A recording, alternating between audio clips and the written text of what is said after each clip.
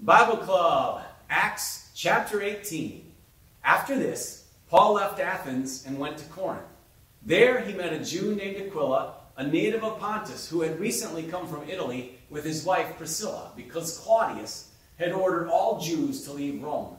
Paul went to see them, and because he was a tent maker as they were, he stayed and worked with them. Every Sabbath he reasoned in the synagogue, trying to persuade Jews and Greeks.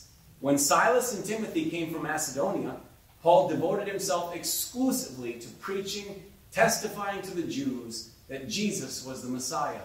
But when they opposed Paul and became abusive, he shook out his clothes in protest and said to them, "Your blood be on your own heads. I am innocent of it. From now on, I will go to the Gentiles." When Paul left the synagogue and went next door to the house of Titius Justus, a worshiper of God, Crispus, the synagogue leader, and his entire household believed in the Lord. And many of the Corinthians who heard Paul believed and were baptized.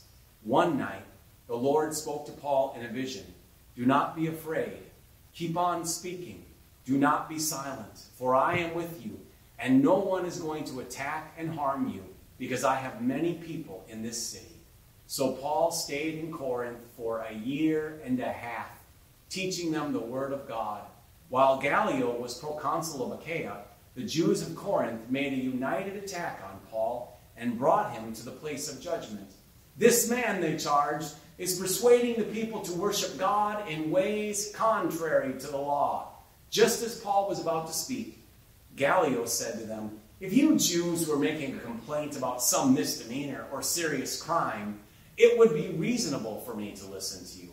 But since it involves questions about words and names and your own law, settle the matter yourselves. I will not be a judge of such things." So he drove them off.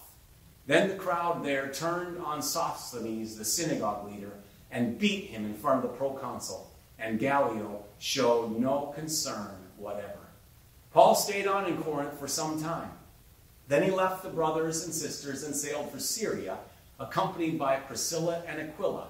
Before he sailed, he had his hair cut off at Cenchrea because of a vow he had taken. They arrived at Ephesus, where Paul left Priscilla and Aquila. He himself went into the synagogue and reasoned with the Jews. When they asked him to spend more time with them, he declined. But as he left, he promised, "I will come back if it is God's will." Then he set sail from Ephesus. When he landed at Caesarea, he went up to Jerusalem and greeted the church, and then went down to Antioch. After spending some time in Antioch, Paul set out from there and traveled from place to place throughout the region of Galatia and Phrygia, strengthening all the disciples. Meanwhile, a Jew named Apollos, a native of Alexandria, came to Ephesus. He was a learned man with a thorough knowledge of the Scriptures. He had been instructed in the way of the Lord, and he spoke with great fervor and taught about Jesus accurately, though he knew only the baptism of John. He began to speak boldly in the synagogue. When Priscilla and Aquila heard him, they invited him to their home and explained to him the way of God more adequately. When Apollos wanted to go to Achaia, the brothers and sisters encouraged him and wrote to the disciples there to welcome him. When he arrived, he was a great help to those who by grace had believed, for he vigorously refuted his Jewish opponents in public debate, proving from the Scriptures that Jesus was the Messiah. Join us tomorrow for the riot in Ephesus.